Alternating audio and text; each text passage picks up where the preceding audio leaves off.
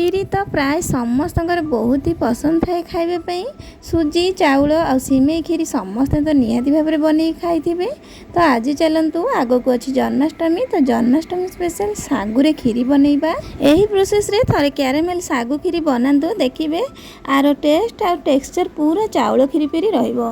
आ यही खीरी को आपण लड्डू गोपाल पाखरे भोग भी लगे पारे आ जेकोसी ओषा व्रत में बन खाई भी पारे। आपण मानकु मोर अनुरोध रहा वीडियोटी लास्ट जाए निश्चय देखंतु आ आशा करी रेसिपीटी निश्चय भल लगे आदि भल लगे ताहले लाइक शेयर और कमेंट करेंगे। जदि मो चैनल नुआ थे ताहले सब्सक्राइब निश्चय करेंगे। तो डेरी न करी चलतु रेसिपीटी स्टार्ट करवा। नमस्कार संपूर्ण किचन को आपण मानकु पुणी थरे बहुत बहुत स्वागत। तो सागुर खीरी बनवाई मुझे छोट बाउल रे गोटे बाउल सागु नहीं जाइए मु छोट दाना वाला नहीं आपण बड़ दाना वाला भी नहीं पारे। तो आपको आम एमती हाथ में घसिकी भलसे 2-3 थर धोईदेवा तार जो धला अंशटा थाए पाउडर भली सेटा जमती पलैब। तो मुझे छाणी नेली छाणिकी पुणी से बाउल रे दे दूची सागु को देखो धोइला पर केते क्वांटिटी बढ़ी जाइए। एठी मो उषुम क्षीर से बाउल रे गोटे बाउल रे दउची आको आपण भेदेई नेबे। क्षीर रे भेदेले आरो टिके टेस्ट भल आसीबो पानी रे भिजेबा अपेक्षा आ टिके उषुम बा गरम क्षीर रे भिजेले सागुटा शीघ्र भिजी जाए। तो आको हम साइड रे रखिबा। एपटे मु नै जाइची किछि पिस्ता किछि आलमंड आ किछि काजू ताको हम एमती छुरी रे टिके छोट छोट करी काटी नबा तापरे हम याको भाजिबा। तो ये देखो मुझे सब जंग एमती छोट छोट कर काटी नहीं जाइए। एपटे गैस रे कड़ाई बसैकी गोटे चामच मुझे गुआ घी नहीं जाइए और जो काजू आलमंड और पिस्ता को आम काटिक रखी ता सहित किसी खिसमिश नहीं जाइए। खिसमिश को आम पछरे पकेबा ए सब को आगे पकईकी टिके आम भाजी नबा। टिके भाजी होला परे आम खिसमिश पकेबा। खिसमिशटा जल्दी भाजी हो जाए से लगी ना पोड़ी जीव। तो देखो टिके भाजी होला परे मुझे खिसमिश दे देछि। खिसमिश आ काजू आलमंड और पिस्ता को भलसे भाजी नहीं भाजी नहीं के काढ़ी दूची। आ सही कड़े रे जो घी अच्छी से घी रे मु चीनी 2 चामच दे दूची कैरामेल पाई। आमे जो ड्राई फ्रूट्स भाजिले तार जो टिके खंड ई कड़े रे रही गला सेटा पोड़ी की खीरी रे टिके टिके भासे। जदि आपण चाहिए ताले आ गोटे कड़े भी यूज करि परिबे। तो मु सेइथरे चीनी दे देथिली। देखंतु चीनी एबे हमर धीरे धीरे मेल्ट होची। एटी पूरा हमर मेल्ट हे गलानी। एबे यार बबल्स उठिला पर्यंत आम अपेक्षा करवा। आउ ए स्टेज रे आपण गैस रो फ्लेम को पूरा लो रे रखिबे नहले ए चीनीटा पोड़ी जीवो। तो एठी देखंतु धीरे धीरे बबल्स उठिबा आरंभ कलानी। एबे टिके टिके मझिरे आम गोळेई नबा। आको बेसी पोड़ीबेनी नहले यार बास्ना आउ टेस्ट पूरा माने खराब आसीबो पूरा। तो एठी देखंतु एतिकी हेला परे मु एठी पानी 2-3 चामच दे दूची। देला पर यार कलर देखंतु केते बढ़िया आसीगला। एबे हम एथरे क्षीर दबा। तो ये जो कप रे मुझे 3 कप रो क्षीर देइची। एटा 750 ml क्षीर हबो। एबे हमें गैस रे फ्लेम को हाई कर दबा आको फुटिबा पई छाड़ीबा। ये जो ड्राई फ्रूट्स भाजी थिले जोगुडा कला कला हेकी भासुची आको आपण एमिति रखि परिबे नहले एमिति डंकी साइज रे काढ़ी भी परिबे नहले एमिति चा छंकर भी छाणिकी काढ़ी परिबे जदि आपन को भल न लागे तो नहले एमती रहिले भी किसी असुविधा नहीं। क्षीर को एबे फुटिबा छाड़ीबा।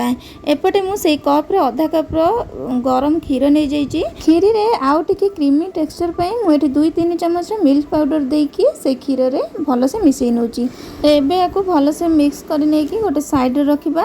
एठी मु देखौची आमे जो सागु को गोळेई की रखिथिले क्षीर रे सेटा भी पूरा बढ़े से फुली गलानी। देखंतु केते क्षीर थिला पूरा फुली की ऊपर उठी जाइए। क्षीर हमर पूरा सुखी जाइए। क्षीर भी आम जो कड़े देते सी भी आमर फुटी गलानी। एबे सागु को सेतरे दे दबा। देला परे आम जो मिल्क पाउडर गोले की रखी ताकू भी एमती चा छंगे टिके छांकी दबा काले बिंडी हो जाइथिबो मिल्क पाउडर सेति लागे। तो देला परे आको भल से मिसई नबा। हाई फ्लेम रे आमे आको फुटिबा पई छाड़ीबा। से पर्यंत खीरी को आमे फुटेइबा जे पर्यंत सागु हमर पूरा ट्रांसपेरेंट न होईची आ खीरीटा हमर बहलिया न होईची। देखंतु एठी फुटी गलानी खीरी आको आउ टिके भल से मिसई नबा। ए पर्यंत आमे गैस रे फ्लेम को हाई रे रखिचंती। फुटिलानी खीरी। एबे आमे एथिरे चीनी दे देबा। एठी मो 3 चामच रे चीनी दउची। 2 चामच रे चीनी आमे कैरामेल बेले देइथिले। आगु को आमे चाखिबा। चाखिकी जदी मिठा कम हुए ताहले आउ टिके देई परिबे आपण। तो एठी आमे मिसई नै कि एबे कोन करिबा चीनी देला परे खीरी हमर फुटिला। एबे गैस रे फ्लेम को लो टू मीडियम रे रखिबा। जदी आमे हाई रे रखिदेबा ताहले खीरी रु क्षीर सब मरि जिवो। तो सागु सिझी नथिबो ठीक से खीरी हमर पूरा बहलिया हो जिवो। तो ये लो टू मीडियम करके आपको आम फुटापी छाड़ा आ मझे मझे एमती चलाऊा। ये जो साइड्रे क्षीर आमर बसिक पूरा मलई भाया हो जाए से गुड़ाक आम एमती डंकी साहाय्य काढ़ी आनिबा आ मझे मझे गोलाउथुबा। तो देखंतु एठी केते बहलिया भी हेई आसलानी धीरे धीरे। आ सागो खीरी को आपण बेसी बहलिया करिवेनी काहेकि एटा ठंडा हैला परे भी आउर बेसी बहलिया हेई जिवो। तो ये देखंतु पूरा क्रीमी टेक्सचर पळैलानी खीरी रे 10-15 मिनिट फुटिला परे। तो एबे सेतिरे मु हाफ चम्मच अलैचर गुंड देदेली आ जो ड्राई फ्रूट्स आम सब भाजिक रखिले ताकू भी देदेली। एठी मु लुण अल्प टिके देइछि मीठा जिनस टिके लुण पड़िले तार जो अलणा लागे टिके टिके सेटा आउ लागबनी जो पांचे लागे। आपन जदि व्रतर बनाउछन्ती ताहेले व्रतर जो लुण खाआंती ताकू पकेबे नले लुण को आपन स्किप भी करि परिबे। तो मु एठी अलगा दिन बनाउतिले सेते लागे एई आमे जो नॉर्मल डेली लुण खाआंती सेथिरु टिके मु पकेइछि। तो एबे आमे गैस को बंद करि दबा आ खीरी को सर्व करबा। मु एठी खीरी बाड़ीबा पई गोटे कुन्नी टिक्की कड़ाई नहीं जाइछि खीरी को सेतिरे बाड़ीबा। तो देखंतु केते क्रीमी टेक्सचर अछि खीरी रो पूरा चाउल खीरी परी देखा जाउछि ना। तो एबे खीरी सब बाड़ीला परे ड्राई फ्रूट्स किछि आमे ऊपर सजै नबा। एमिति खीरी पूरा पतला नाही किंबा मोटा नाही पूरा बढ़िया टेक्सचर अछि खीरी। तो देखंतु केते सुंदर लागुछि देखिबा पई खीरी हमर। तो एमिति ए जन्माष्टमी रे निश्चय थरे बनांतु निजे खाआंतु परिवार लोकन को खुआंतु कान्हांग पाखर भोग भी लगांतु। तार टेस्ट केमती लागिला मते कमेंट रे निश्चय जणांतु। तो आज पई रहिली पुणी देखा हबो गोटे नुवा रेसिपी सहित।